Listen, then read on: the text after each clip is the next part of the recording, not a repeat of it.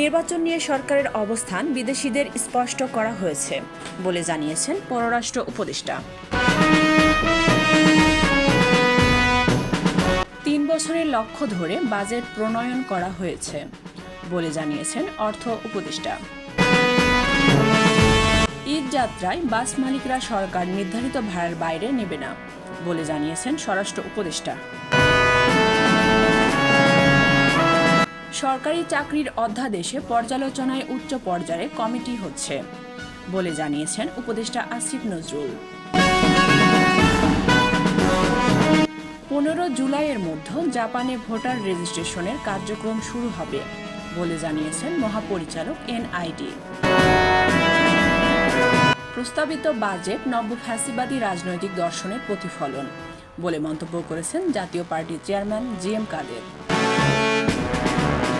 ভোটের জন্য সরকারকে সময় বেঁধে দেওয়ার পক্ষে নয় জামাত বলে জানিয়েছেন জামাতে আমির ডক্টর শফিকুর রহমান। চাপ দিয়ে স্বাধীনতার ঘোষণা সংক্রান্ত ইতিহাস পরিবর্তন করিয়েছিলেন শেখ হাসিনা বলে মন্তব্য করেছেন রুহুল কবির রিজভী। সম্মান রক্ষায় প্রধান উপদেষ্টাকে নিরপেক্ষ থাকতে হবে বলে মন্তব্য করেছেন সালাউদ্দিন আহমদ। এবার ঢাকার ভোটারদের নিয়ে নিজেই শপথ পড়ার ঘোষণা ইশরাকের।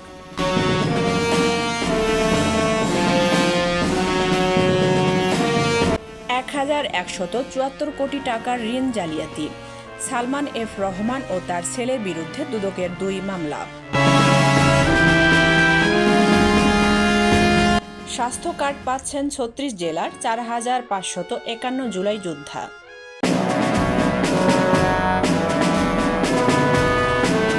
ঈদের সার্বিক নিরাপত্তায় মাঠে থাকছেন সেনাবাহিনী।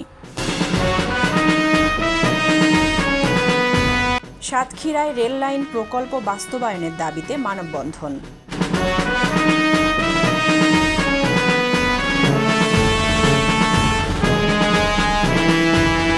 গাইবান্ধায় বিয়ের 3 মাস পরেই নিজ ঘরে মিলল দম্পতির ঝুলন্ত মরদেহ। দেশে গত 24 ঘন্টায় 40টি নমুনা পরীক্ষায় 9 জনের শরীরে করোনা ভাইরাস শনাক্ত হয়েছে। শনাক্তের হার 22.50%।